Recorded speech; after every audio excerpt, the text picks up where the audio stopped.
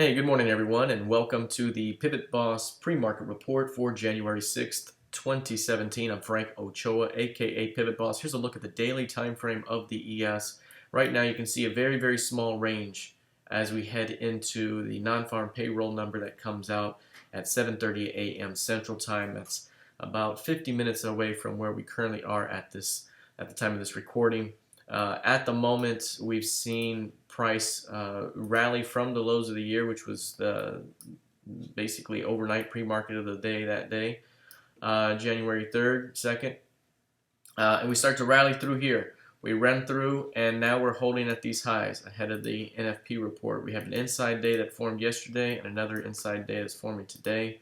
The expectation here is we're kind of wiggling back and forth. We likely take out these highs at some point here. So any push beyond 2270 could release some more upside stops to take out these highs and test the waters above 2275 into 2280.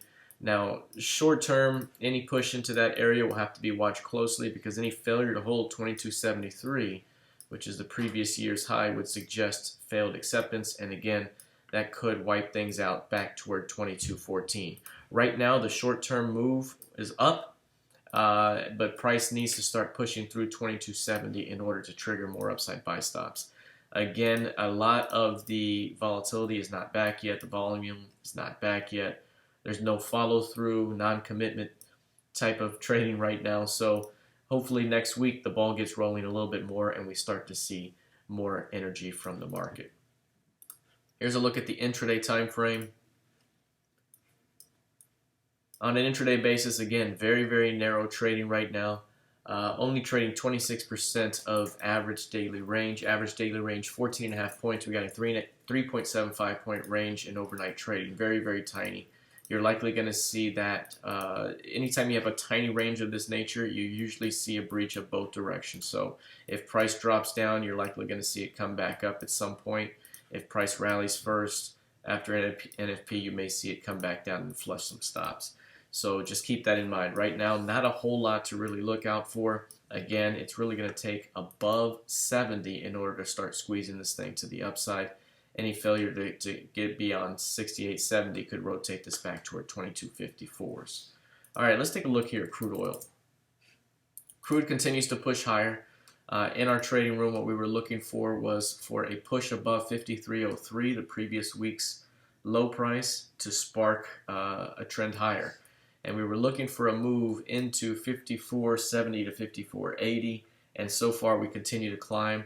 What's interesting about this current trend on the daily time frame is that the midpoint each day has been bid, perfectly bid. That's been the low of the day, but you can see that higher highs are becoming a little bit more faint at the moment.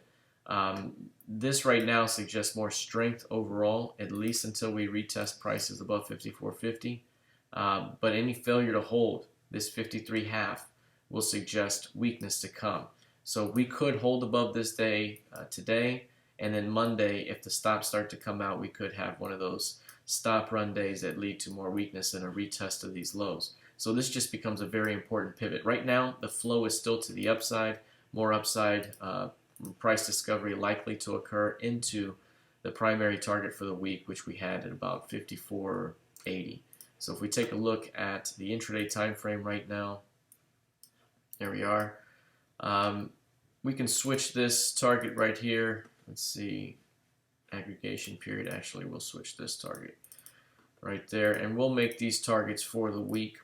In doing so, we're going to use the low of the week to forecast the average weekly range to the upside. The average weekly range puts you, if this were an average week, which it won't be because we have Monday off, it would put you at about 55.73, 75. But the primary target is right here. That's our 75% target. So that's the target we're talking about in the trading room, and that's about 54.83. So we still have more upside that could be seen toward that target. Pullbacks are to be defended at the moment until proven otherwise. But again, the flow is currently to the upside, but there's any failure to hold the midpoint, 53.50, that could spark some weakness back toward 52.60 and below. All right, let's take a look at gold futures. Here's gold futures. Here's the higher time frame in gold. One thing we've seen with gold has been very, very bullish off these lows.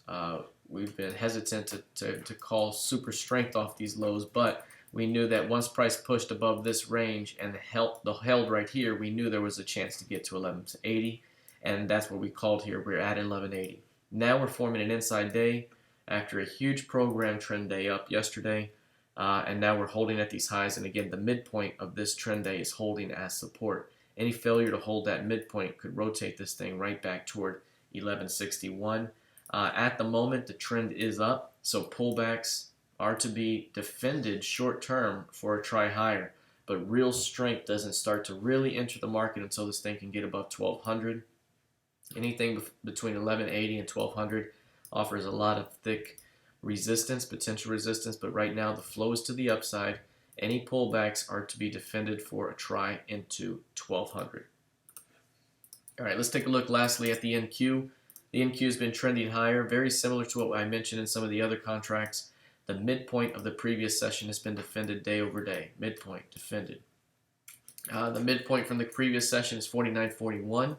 So if we were to drop downward today, any push into 49.41 could be a first test buy opportunity for a day trade back toward 49.61. That could be a 20 handle move back up with a shot at continuing toward 5,000. As I mentioned before, it looks like the NQ is building out an expanding range. The recent rejection off 48.40 and the push higher recently suggests that we may take out these highs into 5,000. If that's the case, we'll then watch to see if there's any failed acceptance above the previous high, 5,000, 49.94, in that area, because any failure to hold would then suggest a wipeout of these lows back toward 4,800. That could be a 200-point move, which could be very, very powerful. So that's something that we're going to be looking forward to over the next week. If we take a look at the intraday time frame here, again, a very modest range that we have going on. 18% of average daily range over the last 10 days. We've been averaging 44.75 points per day, and right now we have an 8-point overnight range. So very, very tiny, nothing really to do right now. NFP comes out very, very soon in about 35 plus minutes now at the time of this recording.